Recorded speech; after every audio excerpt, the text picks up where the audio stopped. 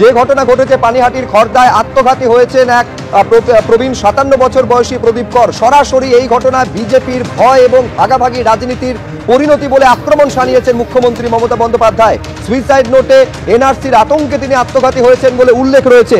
যা ক্ষমতা আছে ওরা করে দেখাক, সেটার বিপরীত প্রক্রিয়া হিসাবে, বিপরীত মুখ হিসাবে যদি কেউ থাকে। আর হ্যাঁ, যদি বাংলার উপর কোনো আঘাত পড়ে দিল্লির রাজপথ কাঁপবে।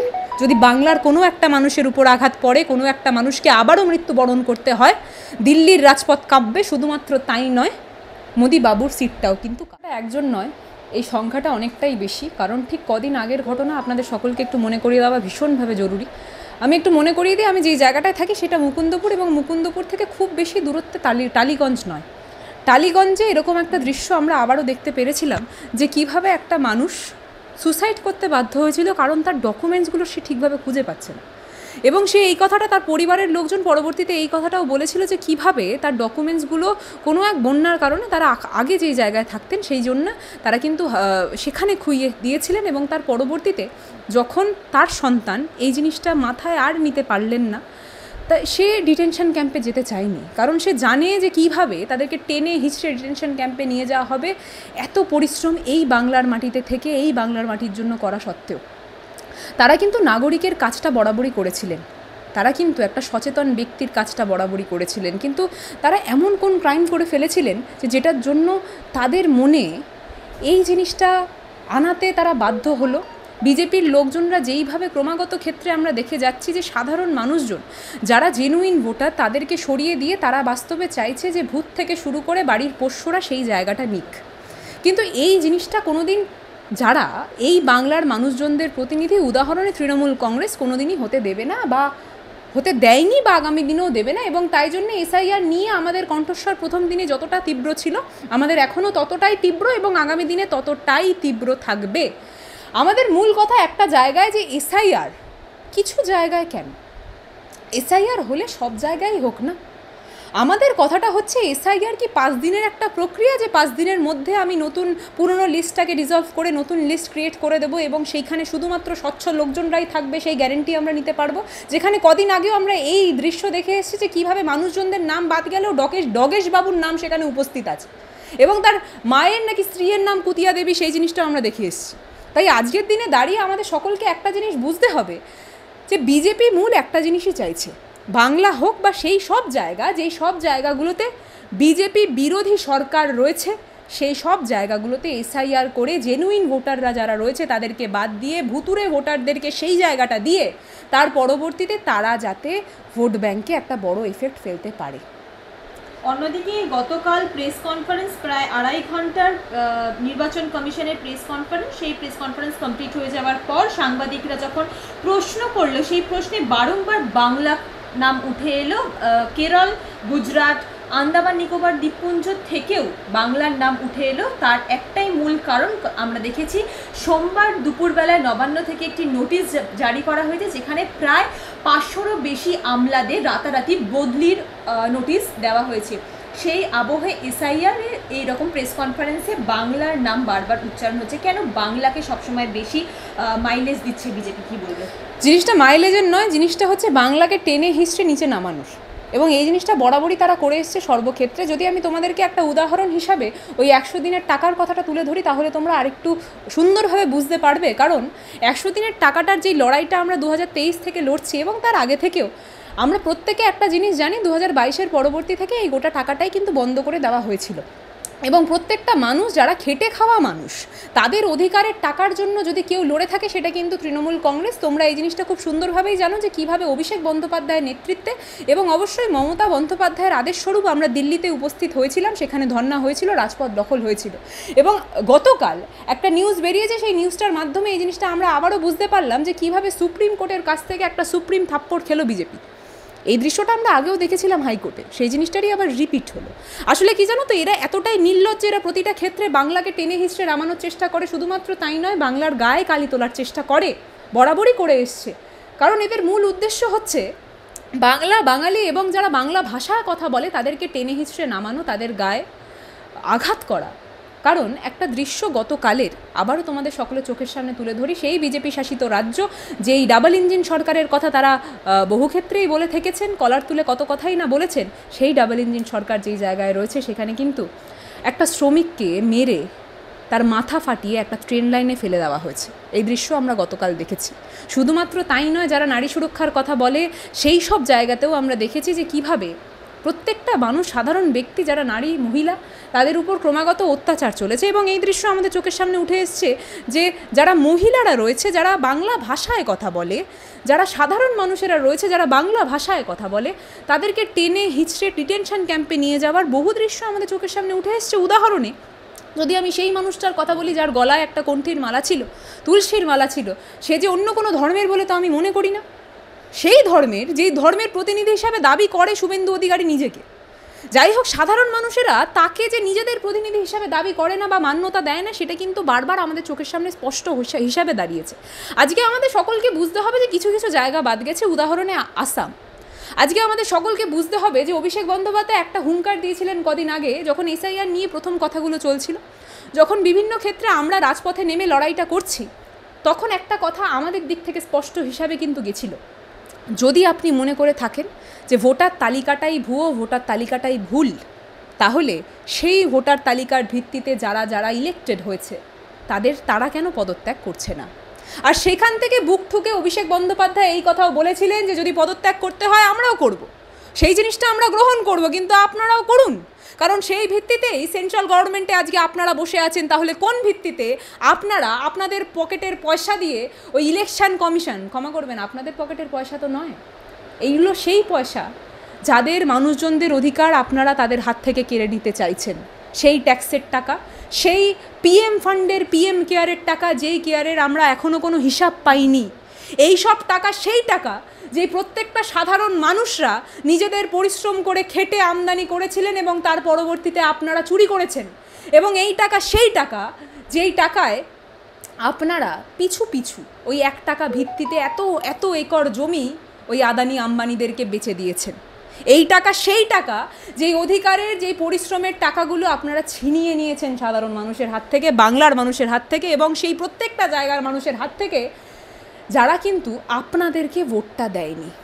এবং সেই রাগটাই এরা প্রকাশ করছে। সেই টাকা দিয়েই তারা চাইছে ইলেকশন কমিশন, ইডি, সিবিআইগুলোকে কিনে নিয়ে বিরোধীদের কণ্ঠস্বর রোধ করার।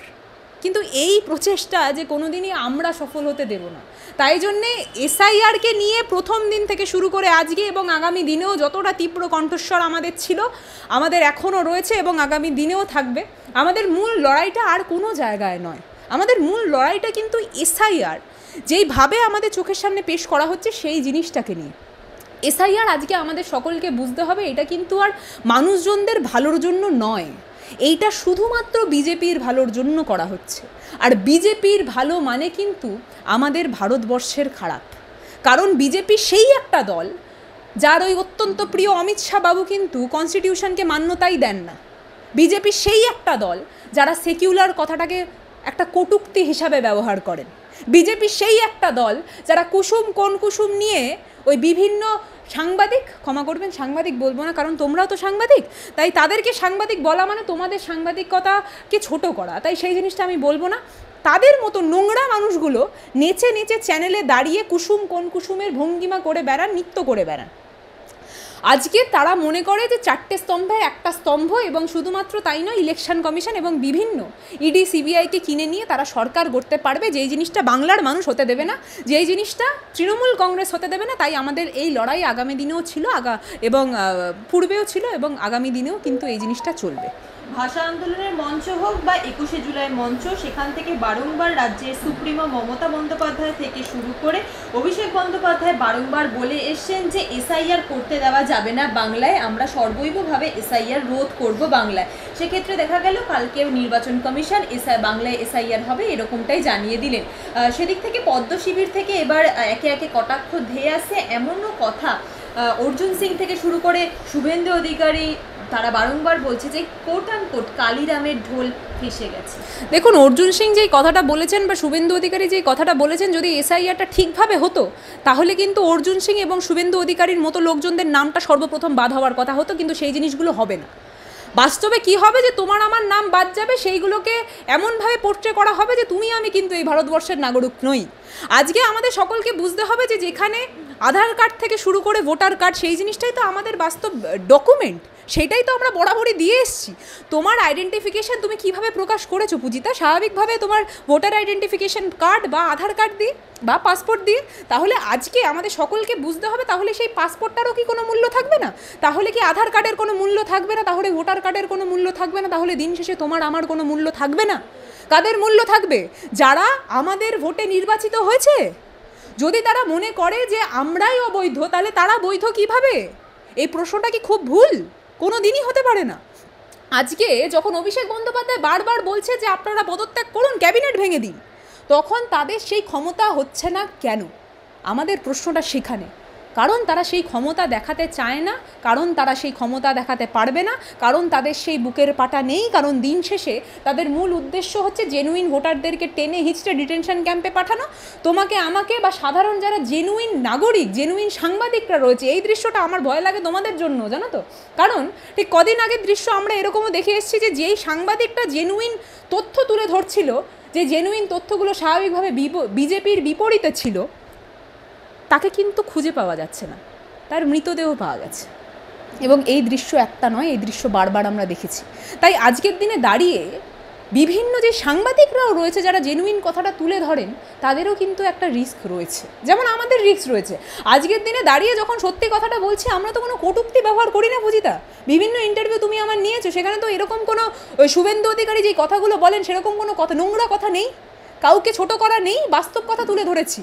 শুভেন্দু অধিকারীর বিরুদ্ধে যেই কথা মনে হয়েছে সেই কথা বুক ঠুকে বলে এসেছি। আজকে আমাদের কমেন্ট বক্সে যেই নোংরা নোংরা কথাগুলো বলা হয়, সেখানে রেপের হুমকি থেকে শুরু করে অনেক কিছুই আছে। আজকে আমরা জানি যে তোমরা বিভিন্ন জায়গায় গিয়ে যদি সত্যি কথা তুলে ধরো, তাহলে এরকম হুমকি হয়তো তোমরাও বহুবার পেয়েছো, গায়ে হাত দেওয়ার চেষ্টা হয়তো তোমাদের উপরও বহুবার হয়েছে। কারণ এই দৃশ্য আমরা আবারও দেখে এসেছিলাম যে যারা ওই নারীদের পাশে আছি বলে সেই আর্জি করে দৃশ্যটা একটু মনে করিয়ে দিই। সেই সময় তন্ময় ভট্টাচার্যের বিরুদ্ধে কিন্তু কোনো একটা সাধারণ মেয়ে নয়, ওই 4টে স্তম্ভের একটা স্তম্ভ কিন্তু কথাটা বলেছিল, তুলে ধরেছিল। সেই জিনিসটা এরকম দৃশ্য তোমাদের সাথেও হয়েছে, হয়তো আমাদের সাথেও বহুবার হয়েছে, কিন্তু কেউ হয়তো তুলে ধরতে পারিনি। কিন্তু এবার তুলে ধরার পালা। এবং সেই জন্যেই আমরা চেয়েছিলাম বিভিন্ন ক্ষেত্রে, আমরা যখন নারী সুরক্ষারও কথা বলি, সেই ক্ষেত্র থেকে আমরা চেয়েছিলাম যে অপরাজিতা বিল পাস হোক। সেই জিনিসটা ওরা কিন্তু আটকে রেখে দিয়েছে। কারণ এই জিনিসটা পাস হলে যদি কোনো একটা পার্টি ধূলিসাৎ হয়ে যায়, সেই পার্টিটার নাম হবে বিজেপি, ভারতীয় জনতা পার্টি, বা ব্রিটিশদের বুট চাটা পার্টি। তো আজকে আমাদের মূল উদ্দেশ্যটা একটা জিনিস সকলের মাথায় গেঁথে দেওয়া বা বোঝানো, যে আপনাদের মাথার মধ্যে যেইভাবে একটা ধর্মকেন্দ্রিক নোংরামি ঢুকিয়ে দেওয়ার চেষ্টা হচ্ছে, এই জিনিসটা মনে করিয়ে যে আপনারা অসুরক্ষিত আছেন, আপনারা খাতরে মে আছেন, সেই জিনিসটা থেকে এবার আপনাদের বেরানোর পালা। কারণ আজকে যদি তারা মুসলিম সম্প্রদায়ের লোকজনকে টার্গেট করে, আর আপনারা যদি এই ভেবে চুপ করে থাকেন যে না মুসলিমদের ওই সম্প্রদায়ের লোকজনকে তো ধরা হচ্ছে, আমাদেরকে ধরা হচ্ছে না, আপনাদেরকে মনে করিয়ে দেওয়া ভীষণভাবে জরুরি যে যেই মানুষটার মৃতদেহ ওই ডাবল ইঞ্জিন সরকার রাজ্যের কোনো একটা রেল স্টেশনের পাশে কোনো একটা রেল লাইন ঘেঁষে পাওয়া গেছে, সেই শ্রমিকটা কিন্তু আপনার আমার ভাষায় কথা বলতে, বাংলা ভাষায় কথা বলতো এবং বাংলা থেকে গেছিলো, এবং মুসলিম সম্প্রদায় ছিল বলে আমি ঠিক মনে করি না। শুধুমাত্র তাই নয়, যাকে টেনে হিস্ট্রি ডিটেনশন ক্যাম্পে নিয়ে যাওয়া হয়েছিল তার গলায় তুলসীর মালা ছিল, সে কিন্তু মুসলিম সম্প্রদায় ছিল বলে আমরা মনে করি না। শুধুমাত্র তাই নয়, তার পাশাপাশি যে বিভিন্ন দৃশ্যগুলো উঠে আসে, যখন নারীদের উপর অত্যাচার হয়, যখন বিজেপির লোকজনদেরকে ধরা পড়ে, আবারও মনে পড়ে গেল নন্দীগ্রাম, সেখানে যেই সব জায়গায় বিজেপি রয়েছে, সেখানে আবারও একটা দৃশ্য আমাদের সকলের চোখের সামনে উঠে এসছে, যে কিভাবে একটা 4 বছরের বাচ্চা মেয়েকে রেপ করা হয়েছে। এবং শুধুমাত্র তাই নয়, রেপ অবধি সীমিত নয়, যে করেছে সে বিজেপি কর্মীর ছেলে, এবং সেই ছেলেকে বাঁচানোর জন্য সেখানের প্রধান সেই বাড়িতে গিয়ে টাকা অফার করে এসছে। এটা হচ্ছে বিজেপির আজকের অবস্থা। আর এরা নারী সুরক্ষার কথা বলে, এরা অধিকারের কথা বলে, যে এসআইআর করলে নাকি তাদের অধিকার মানুষজন তাদের হাত পর্যন্ত পাবে। বাস্তবে সেটা নয়, তারা মুখোশধারী রাবণ। একেবারে শেষ প্রশ্নে যাব। শুভেন্দু অধিকারী বলছেন বাংলায় যদি এসআইআর প্রক্রিয়া ঠিকভাবে করতে না দেওয়া হয়, মমতা বন্দ্যোপাধ্যায় যদি কোনোভাবে বা তৃণমূল সরকার যদি কোনোভাবে এসআইআর প্রক্রিয়ায় বাধা প্রদান করে, সেক্ষেত্রে রাষ্ট্রপতি শাসন জারি করার কথা তারা ভাবছেন। দেখুন, বরাবরই হুমকি দিয়ে কিন্তু চালনা করা যায় না। এরা হুমকির রাজনীতিতে বিশ্বাসী, আর আমরা বিশ্বাসী জনগণের ক্ষমতার উপর। এই জিনিসটা আমাদের সকলের কাছে স্পষ্ট যে জনগণ যেই কথাটা বলবে সেই কথাটাই অন্তিম কথা হবে। এইটা কারোর ডিকটেটরশিপ চলছে না, এইটা ওই মনোপলি মার্কেটের খেলাটা চলছে না যে আমি যে মাঝখানে বসে আছি, আমি সেন্ট্রালে বসে আছি, যা আমি চাইবো সেই জিনিসটাই করব। এখানে বিরোধী পক্ষ বলে আমরাও রয়েছি এবং সেই লড়াইটা প্রথম দিন থেকে আমরা যেইভাবে লড়ে গেছি সেইভাবেই লড়তে থাকবো। ওদের যা ক্ষমতা আছে ওরা করে দেখাক। সেটার বিপরীত প্রক্রিয়া হিসাবে, বিপরীত মুখ হিসাবে যদি কেউ থাকে, অবশ্যই মমতা বন্দ্যোপাধ্যায়ের সামনে, তার পাশে অভিষেক বন্দ্যোপাধ্যায় এবং তার পিছনে সেনাবাহিনী রূপে আমরা প্রত্যেকে উপস্থিত থাকব এবং এই নোংরামি অন্তত বাংলার ক্ষেত্রে আমরা হতে দেব না। আর হ্যাঁ, যদি বাংলার উপর কোনো আঘাত পড়ে, দিল্লির রাজপথ কাঁপবে। যদি বাংলার কোনো একটা মানুষের উপর আঘাত পড়ে, কোনো একটা মানুষকে আবারও মৃত্যুবরণ করতে হয়, দিল্লির রাজপথ কাঁপবে। শুধুমাত্র তাই নয়, মোদি বাবুর সিটটাও কিন্তু কাঁপবে।